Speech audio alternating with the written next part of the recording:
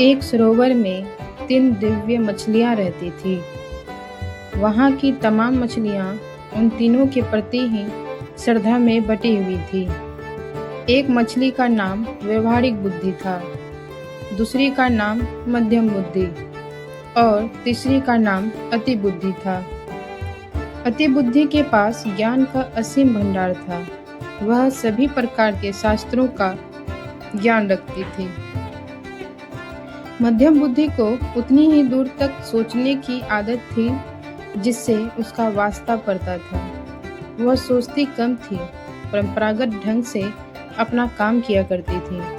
व्यावहारिक बुद्धि ना परंपरा पर ध्यान देती थी और ना ही शास्त्र पर। उसे जब जैसी आवश्यकता होती थी निर्णय लिया करती थी और आवश्यकता पड़ने पर किसी शास्त्र के पन्ने तक नहीं उलटती थी।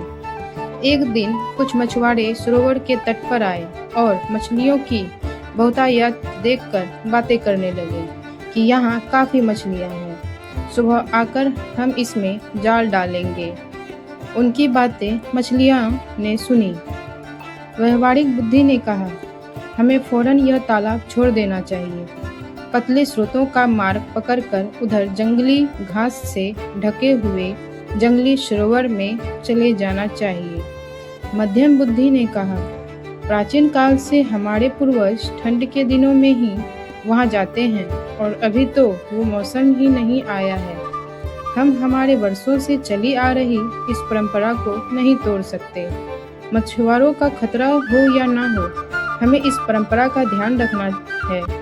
अति बुद्धि ने गर्व से हंसते हुए कहा, तुम लोग अज्ञानी हो, तुम्हें शास्त्रों का ज्ञान नहीं है। जो बादल गरजते हैं वे बरसते नहीं हैं।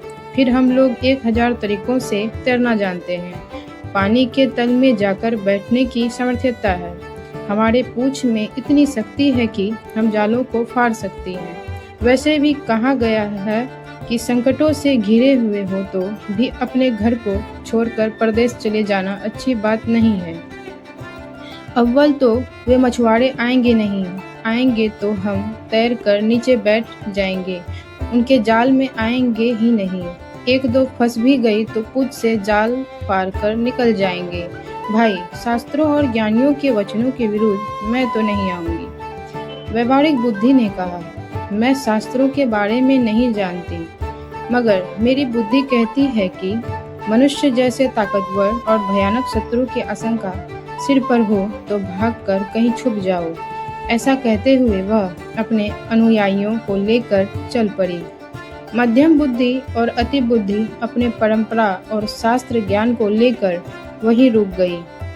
अगले दिन मछुआरों ने पूरी तैयारी के साथ आकर वहां जाल डाला और उन दोनों की एक ना चली। जब मछुआरों उनके विशाल शरीर को टांग रहे थे तब व्यावहारिक बुद्धि ने गहरी सांस लेकर कहा, इनके शास्त्र ज्ञान ने ही धोखा दिया।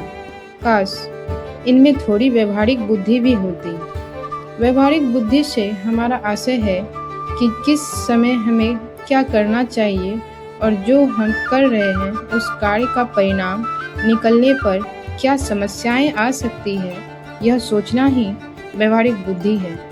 बोलचाल की भाषा में हम इसे कॉमन सेंस भी कहते हैं। और भले ही हम बड़े ज्ञानी ना हों, मोटी मोटी किताबें ना पढ़ी हों, लेकिन हम अपनी व्यावहारिक बुद्धि से किसी परिस्थिति का सामना आसानी से कर सकते हैं।